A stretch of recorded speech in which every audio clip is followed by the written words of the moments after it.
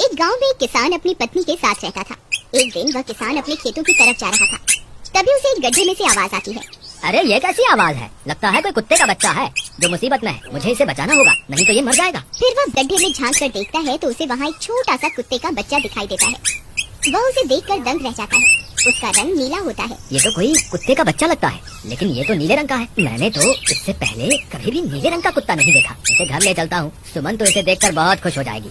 फिर वह किसान उस बच्चे को निकालता है और अपने साथ लेकर घर की ओर चल देता है। अरे सुमन, जल्दी बाहर आओ, देखो मैं तुम्हारे लिए क्या लाया हूँ।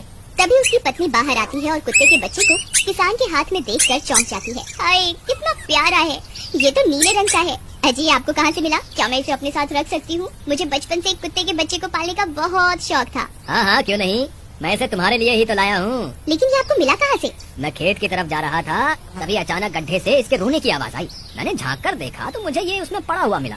ये जरूर भूखा होगा, तुम इसे कुछ खाने को दे दो। इतना बोलकर किसान वहाँ से चला जाता है। फिर सुमन उसकी खूब देखभाल करती है। वह दिन भर उसके साथ खेलता कूदता है। सुमन भी उसे पाकर बहुत खुश थी।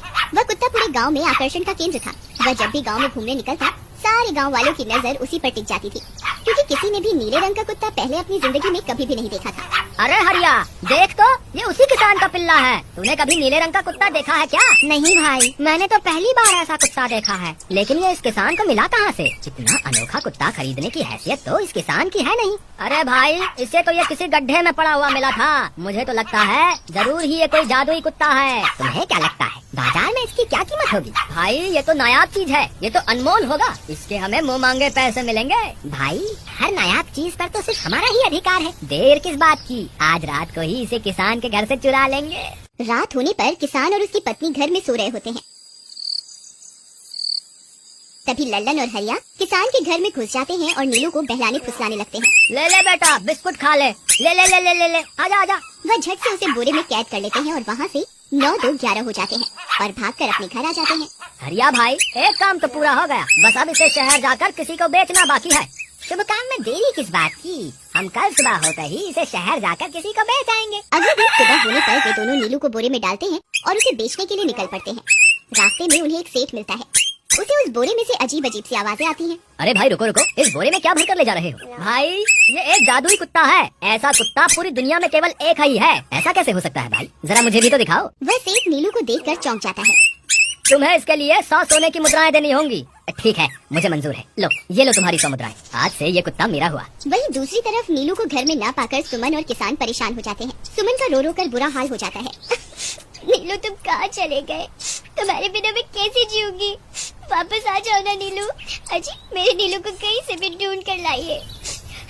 जब तक वो वापस नहीं आएगा मैं खाना नहीं खाऊंगी। ठीक है, तुम रोना बंद करो, मैं उसे ढूंढ कर लाता हूँ। फिर किसान गांव में लोगों से नीलू के बारे में पूछता है। अरे भाई, मैंने तुम्हारे कुत्ते को देखा था। वो लल्लन और हरिया तुम्हारे घर से बोरे में किसी को भरकर ले जा रहे थे। वो अवश्य ही तुम्हारा कुत्ता होगा। फिर किसान भागता हुआ लल्लन के घर जाता है। लल्लन, मुझे पता चल गया है, तुम्ही ने मेरे नीलू को चुराया है। उसे अभी के अभी वापस लौटा दो, नहीं तो मुखिया से कहकर तुम्हें कड़ी से कड़ी सजा दिलवाऊंगा। अरे हरिया भाई, इसे कैसे पता चल गया? मुझे लगता है किसी ने हमें उसे चुराते हुए देख लिया होगा। मुझे अभी के अभी मेरा कुत्ता वापस करो, नहीं तो अच्छा नहीं होगा। भाई, तुम्हारे कुत्ते को तो हमने 100 मुद्राओं में बेच दिया। अब तुम चाहो तो सारी मुद्राएं रख लो और हमें छोड़ दो। नहीं, मुझे मेरा कुत्ता ही चाहिए। तुम्हारे पास कल सुबह तक का वक्त है। कैसे भी करके उस व्यापारी को ढूंढो और मुझे मेरा कुत्ता वापस ला कर दो, नहीं तो जेल जाने के लिए तैयार हो जाओ।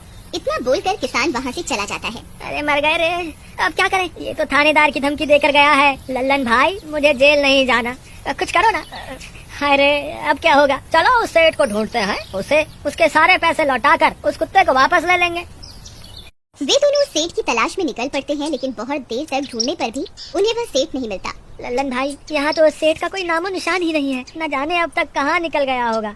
अब क्या करें? हमारे पास कल सुबह तक का ही वक्त है। अरे आर्या, वो देख, ये तो बिल्कुल किसान के कुत्ते जैसा ही लग रहा है। तुम्हारी आंखों में मोतियाबिंद हो गया है क्या? बेवकूफ, किसान का कुत्ता नीले रंग का था और ये तो भूरे रंग का है। क्या तुम्हें नीले और भूरे रंग में फर्क दिखाई नहीं देता? अरे तो क्या हुआ, अगर हम इसे नीले रंग से रंग दें तो उसके बाद ये हूबहू नीलू जैसा ही दिखेगा। बात तो तुम सही कहते हो भाई। चलो फिर देर किस बात की, अभी इसे पकड़ते हैं। फिर वे दोनों उस कुत्ते को पकड़कर अपने घर ले जाते हैं और नीले रंग का पानी घोलकर उसे उसमें डुबो कर उसका रंग भी नीला कर देते हैं। अरे भाई हरिया, ये तो बिल्कुल नीलू जैसा ही दिख रहा है।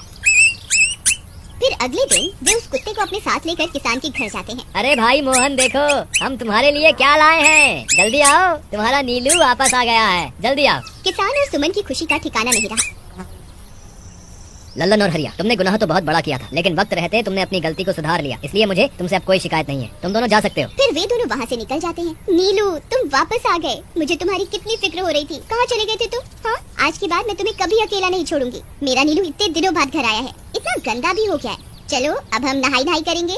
फिर सुमन उसे नहलाने लगती है। अरे मेरा नीलू नहाई करेगा, इतना गंदा हो गया है। पानी उसके ऊपर पड़ते ही वह कुत्ता छटपटाने लगता है। अरे क्या हुआ नीलू, तुझे तो नहाना बहुत पसंद था, आज क्या हो गया तुझे? तभी उसका सारा नीला रंग उतरने लगता है। अरे ये क्या, इसका रंग क्यों उतर रहा है? तभी वह कुत्ता गुस्से में आकर सुमन को काट लेता है। अरे मर गई रे, हाय रे। अरे सुनो जी, इसने तो मुझे काट खाया। हाय रे अजी, सुनते हो? जल्दी आओ, मुझे लगता है ये हमारा नीलू नहीं है। देखो इसका तो सारा रंग ही उतर गया। ये तुमने ठीक नहीं किया लल्लन, अब मुझसे बुरा कोई नहीं होगा। फिर किसान गुस्से में लल्लन और हरिया के घर जाता है। ए लल्लन, दरवाजा खोल। ए लल्लन, जल्दी दरवाजा खोल, नहीं तो इसे तोड़ दूंगा। आज तुझे मुझसे कोई नहीं बचा सकता। अरे मर गए रे, ये तो उसी किसान की आवाज है। लगता है इसे हमारी तरकीब के बारे में पता चल गया। अरे क्या हुआ भाई, इतने गुस्से में क्यों हो? तुम्हें क्या लगता है मैं बेवकूफ हूँ? तुम किसी भी आवारा कुत्ते को नीला रंग चढ़ाकर हमें दे दोगे और हम मान लेंगे कि वो नीलू है? भाई हमें माफ कर दो, हमने उस सेठ को ढूंढने की बहुत कोशिश की, लेकिन उसका कोई नामो निशान नहीं मिला। भाई तुम ये 100 मुद्राएं रख लो, अब इससे ज्यादा हम तुम्हारे लिए और कुछ नहीं कर सकते। अगर तुम चाहो तो हमें जेल भिजवा दो, हम दोनों अपनी गलती की सजा काटने को तैयार हैं। किसान उदास हो जाता है और उनसे 100 मुद्राएं लेकर वापस अपने घर आ जाता है। मुझे माफ कर दो सुमन, मैं तुम्हारे नीलू को नहीं ढूंढ पाया। ये लो, ये 100 मुद्राएं हैं। नीलू को बेचने पर उन्हें इतने पैसे मिले थे जो उन्होंने मुझे दे दिए हैं। उन्हें अपनी गलती का बहुत पछतावा है, लेकिन अब कुछ नहीं हो सकता। नहीं, मेरा नीलू जरूर वापस आएगा। हम एक काम करते हैं, कल सुबह इन 100 मुद्राओं का भोजन खरीदकर गरीबों में बांट देंगे। क्या पता उनकी दी हुई दुआओं से हमारा नीलू वापस आ जाए। अगले दिन सुबह होने पर वे दोनों उन पैसों से गरीबों में भोजन बांट देते हैं और वापस अपने घर की ओर चल देते हैं। तभी उन्हें कुछ आवाजें सुनाई देती हैं। वे दोनों चौंक जाते हैं। अरे ये तो मेरे नीलू की आवाज है। नीलू, नीलू तुम कहाँ हो? तभी सामने से नीलू भागता हुआ उनके पास आता है। नीलू तुम वापस आ गए, तुम कहाँ चले गए थे? मैं तुम्हारे बिना कितनी उदास हो गई थी। किसी ने सच ही कहा है, दुआओं में बहुत शक्ति होती है।